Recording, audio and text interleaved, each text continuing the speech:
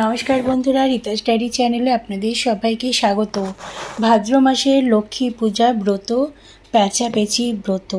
আপনারা আজকে যদি এটা শোনেন তাহলে জানবেন যে আপনাদের খুবই ভালো হবে।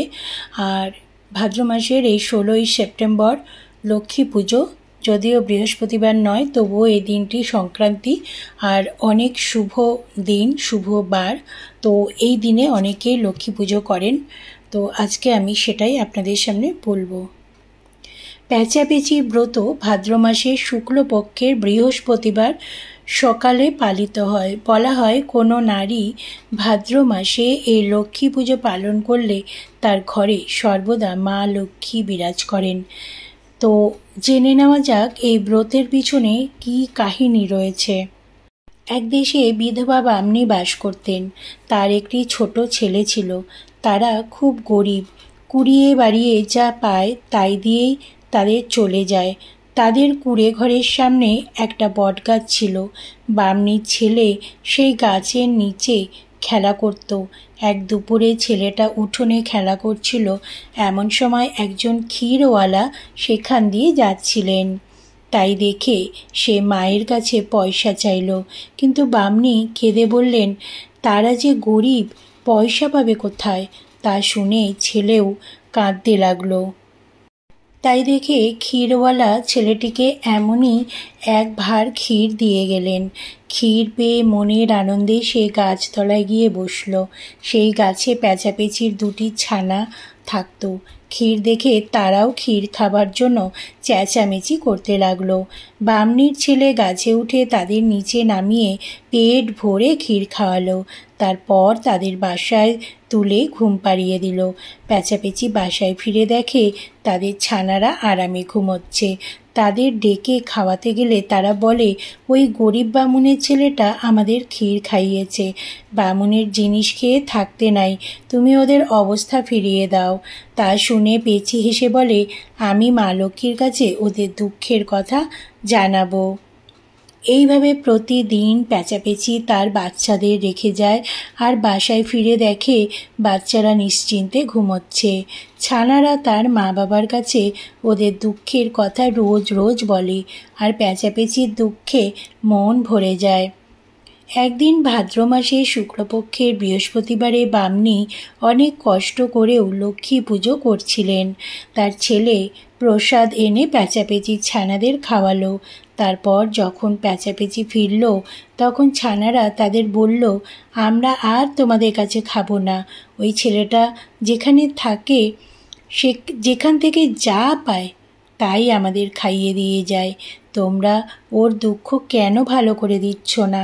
পেঁচাপেচি তার ছানাদের বলল, আজ ভাদ্র মাসের শুক্লপক্ষের বৃহস্পতিবার বামনী লক্ষ্মী পুজো করেছে। মা লক্ষ্মী ওদের দুঃখ ঠিক দূর করে দেবে। সকালে ছেলেটা যখন গাছের নিচে বসেছিল, পেঁচা এসে তাকে বলল, শোনো ছেলে, তোমাকে এক জায়গায় নিয়ে যাব, তুমি যাবে? ছেলেটা মাথা নেড়ে হ্যাঁ জানালো। পেঁচাপেচি তাকে বলল, তুমি ওই ডালটার উপর গিয়ে বসো, আমরা দুদিক দিয়ে ধরে তোমাকে উড়িয়ে নিয়ে যাব।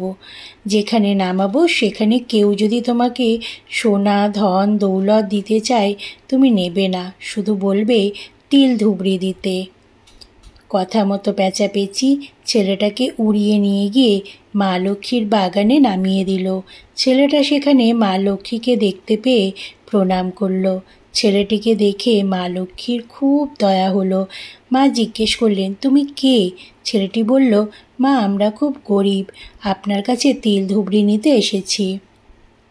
মা তাকে অনেক ধন সোনা দেখালেন, কিন্তু তার মধ্যে রাখা তিল ধুবড়িটাই সে নিতে চাইল। মা বললেন, তুমি এটা নাও, কিন্তু রোজ ভক্তি ভরে এটাকে পুজো করবে, তাহলে তোমাদের আর কোনো দুঃখ অভাব থাকবে না।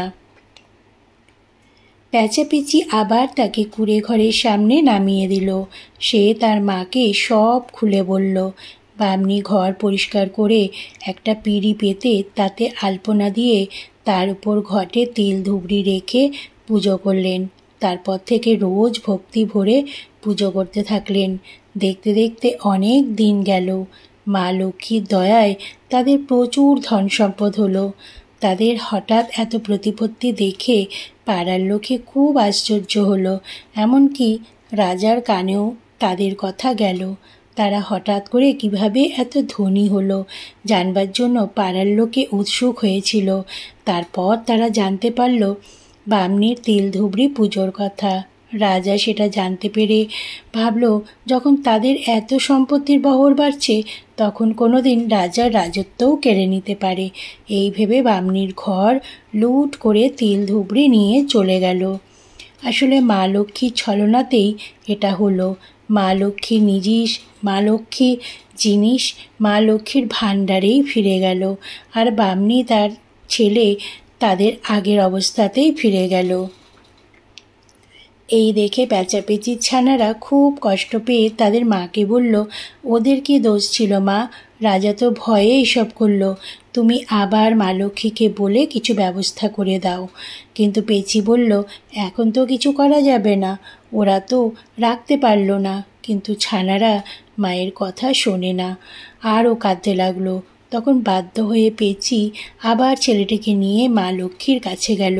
মা লক্ষ্মী প্রথমে রাজি না হলেও নারায়ণের কথায় আবার তাদের তিলধুবড়ি দিয়ে বললেন, এবারে কিন্তু রাখতে না পারলে আর পাবে না।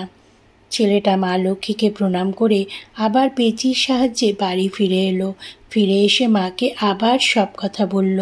আগের মতোই বামনি ভক্তি ভরে পুজো করতে লাগলেন। দেখতে দেখতে আবার তারা আগের মতো ধনী হয়ে উঠল। এই দেখে রাজা আবার ভয় পেল, কিন্তু এবারে বামনির ঘর লুট না করে বরং বামনির ছেলের সাথে তার মেয়ের বিয়ে ঠিক করল। তারপর তাদের বিয়ের পর ছেলেটিও মস্ত বড় রাজা হলেন, আর প্যাঁচাপেঁচির ছানাদেরও রোজ খাবারের বন্দোবস্ত করে দিলেন। তারপর একসময় বামনির যখন মৃত্যুকাল উপস্থিত হলো, তখন বৈকুণ্ঠ থেকে তার জন্য রথ নেমে এলো।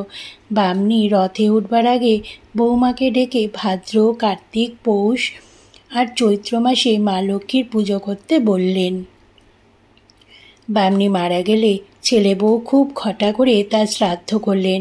তারপর তারা ভক্তি ভরে মা লক্ষ্মীর পুজো করতে থাকলেন। তাদেরও যখন মৃত্যুকাল উপস্থিত হলো, তারা তাদের ছেলে মেয়েদের লক্ষ্মী পুজোর কথা বলে রথে চেপে বৈকুণ্ঠে চলে গেলেন। ধীরে ধীরে প্যাঁচাপেঁচি ব্রত চারিদিকে ছড়িয়ে পড়ল। বন্ধুরা, এই ছিল প্যাঁচাপেঁচি ব্রতকথার মাহাত্ম্য। তো আপনাদের কেমন লাগলো আপনারা অবশ্যই জানাবেন। ভালো লাগলে লাইক করবেন আর ভিডিওটি শেয়ার করে দেবেন।